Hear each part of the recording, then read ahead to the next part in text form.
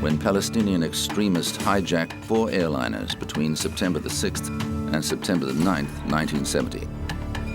3 of the flights landed at Dawson's Field, a desert airstrip the militants renamed Revolution Airport.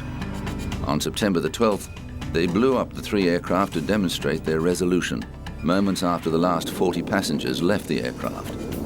The dramatic footage of massive jet fuel explosions and billowing smoke mesmerized the world television audience and put greater pressure on the affected governments. The People's Front for the Liberation of Palestine, a segment of the Palestine Liberation Organization, said it had taken the drastic step because it believed military action was about to be launched to retake the plains. The guerrillas were constantly battling Jordanian forces in the streets of Amman, with the hotel housing most of the hostages taking heavy fire.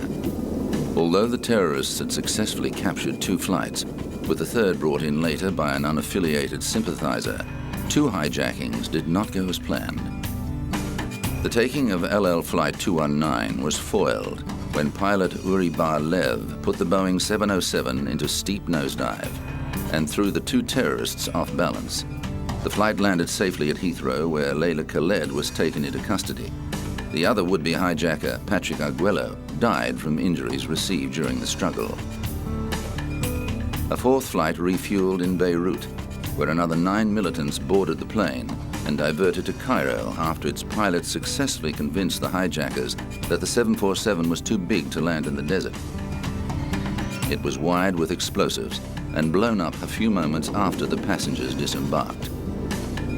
The PFLP's demands included the release of Layla Khaled and Palestinian prisoners in Germany, Switzerland, and Israel within 72 hours.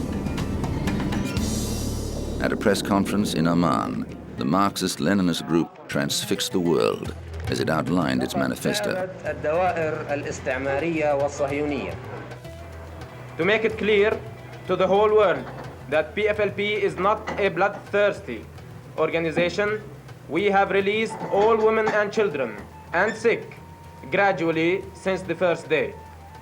PFLP had also transferred the rest, that is the 40 passengers, who are classified as suspects under interrogation or hostages by the revolution,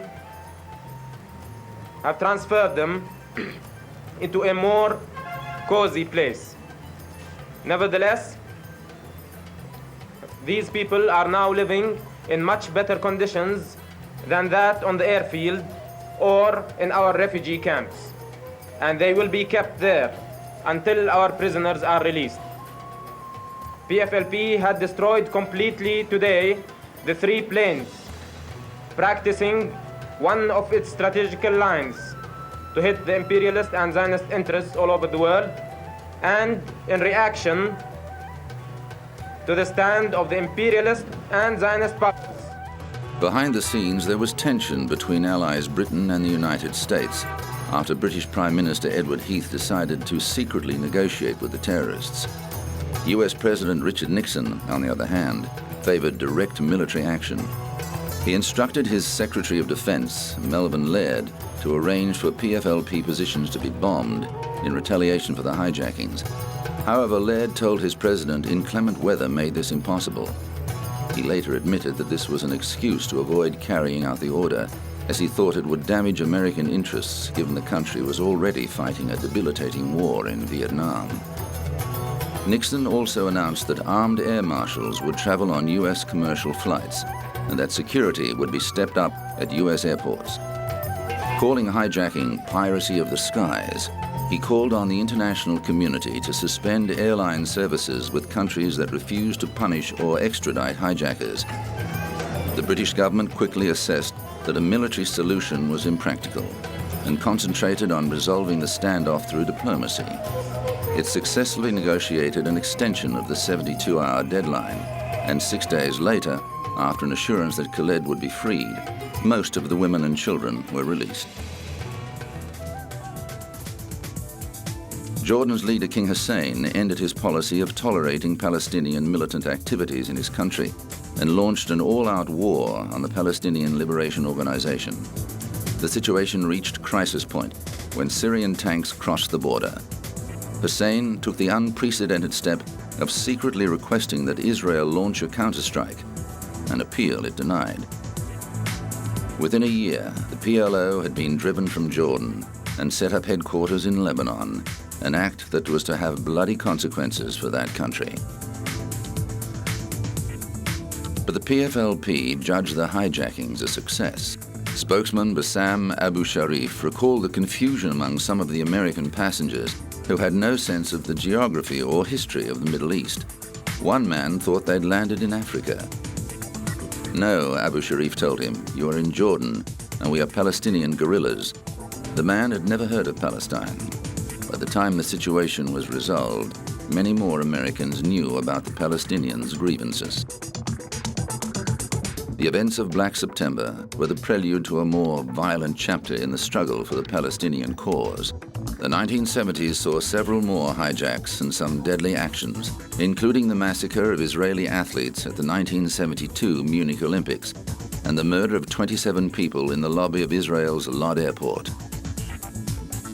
Layla Khaled now lives in Jordan with her husband and sons and has renounced her support of hijacking as a valid means of protest. However, she says she stands by her actions in 1970 and believes the hijackings brought the Palestinian cause to world attention and demonstrated that governments could be held to ransom when the lives of their citizens were under threat. After the Dawson's Field hijackings, air travel was never the same again.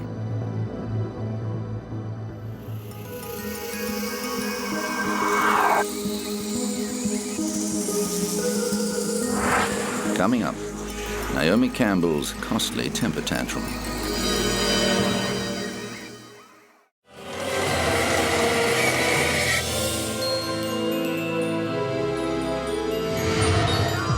World-famous supermodel Naomi Campbell attracts attention wherever she goes. Since starting on the catwalk at the tender age of 15, Campbell has built a lucrative career in the beauty industry. She's appeared on the cover of Vogue, posed nude for Playboy, and starred in a string of music videos. Her ghost-written novel Swan was a bestseller, and she's worked on many charity projects for the people of sub-Saharan Africa. Campbell counts former South African leader Nelson Mandela as one of her friends. But as well as her exotic beauty, the model is also renowned for her fiery temper, a trait that has got into hot water on more than one occasion. In 2000, Campbell pleaded guilty to assaulting her assistant Georgina Galanis with a phone. The Toronto court cleared her record in exchange for her expression of remorse. Just 6 years later, Campbell was back in court, this time accused of attacking her housekeeper, Anna Scavolino, with a jewel-encrusted mobile phone after becoming enraged over a missing pair of jeans. The housekeeper was treated for a head injury following the incident. Campbell did not appear at the initial hearing, and a bench warrant was issued for her arrest. But after her lawyer explained why she couldn't attend, Manhattan Criminal Court Judge Evelyn Laporte took back the warrant. The case was adjourned to November 15, 2006. The defense and prosecution were unsuccessful in cutting a deal, so the supermodel was forced to front court on the agreed date, clad demurely in a stylish, figure-hugging black dress. Her lawyer said Campbell hoped to reach an agreement that would only require community service. The model faced up to 7 years in prison and deportation back to Britain if convicted on an assault charge. The defense attorney also said he didn't want Campbell in a situation like 80s musical icon Boy George, who was followed by reporters when he did community service for the sanitation department after pleading guilty to falsely reporting a burglary. He said Campbell was fully aware of the gravity of the situation. Naomi is taking it seriously, but I don't think that's any big whoop, because no one who's gone through the system, who's been arrested and fingerprinted and photographed and brought in front of a judge and bail was set, no one under those circumstances takes these things cavalierly. It's a very, very serious situation. Campbell was also hit with a lawsuit from another former employee who said the British model viciously assaulted her while calling her a dumb Romanian. The lawsuit by Gabby Gibson called Campbell a violent super bigot. Gibson said the model hit her, called her names, and threatened to charge her with theft after being unable to find a pair of jeans designed by Stella McCartney. The maid worked for Campbell from November 2005 to January 2006. In 2007, a judge denied a legal attempt by the model's lawyers to bar her ex-maid from raising prior examples of her allegedly chronic abusive and repeatedly violent conduct towards her employees. The case has yet to be resolved. Campbell's lawyer said the allegations against his client did not fit the pattern of the supermodel's history of altruism, which has seen her involved in a number of worthy causes. But she's also constantly contributing to the public at large, whether it be cancer research or whether or not it be AIDS research or whether or not it be for providing for underprivileged children like the Nelson Mandela Children's Fund. All over the world, she has done a magnificent job to circumvent all of that and suggest that she's a discriminating individual or a hateful individual is just absurd. It just doesn't fit within the fabric. On the matter of the telephone assault, Campbell's defense team struck a deal with the prosecution that saw the supermodel pleading guilty to reckless assault in exchange for 5 days of community service. Campbell served her sentence at a New York City Sanitation Department garage, where she swept and mopped offices and bathrooms between the hours of 8 a.m. and 4 p.m.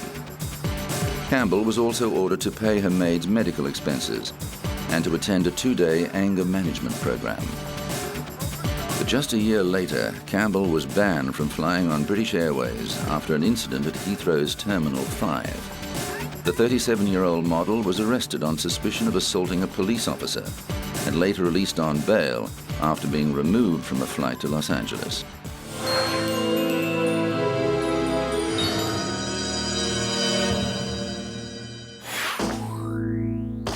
Britain's police traditionally patrol without firearms, but Liverpool's gangland wars of the mid-90s were so violent that Mersey police took the unusual step of taking to the streets fully armed.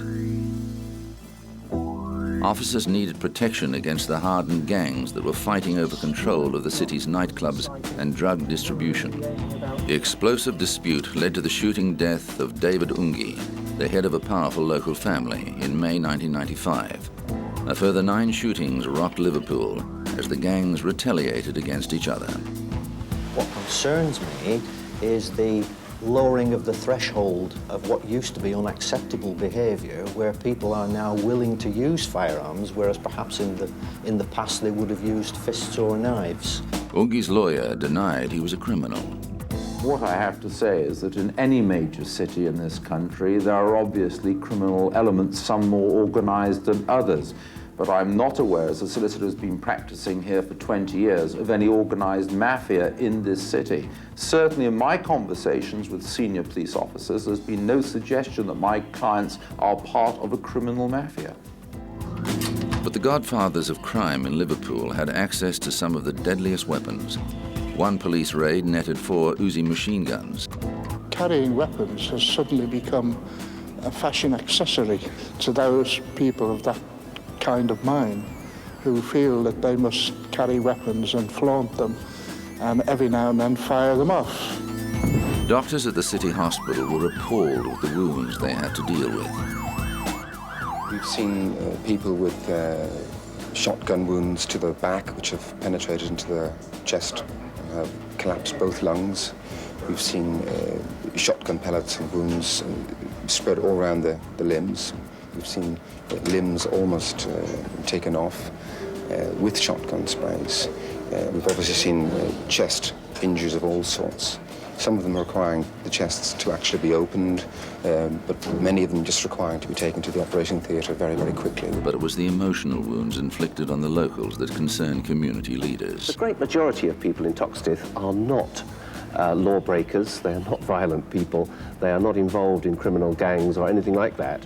And their lives are being disrupted by what they see going on around them. And the fear is one part of the community would be turned against another. There's no reason why it should, but when people are feeling insecure, then all sorts of things can result. As the main port of entry for illegal firearms and drug importation, Liverpool continues to be a hotspot for violent crime and home to some of Britain's most trigger-happy criminals.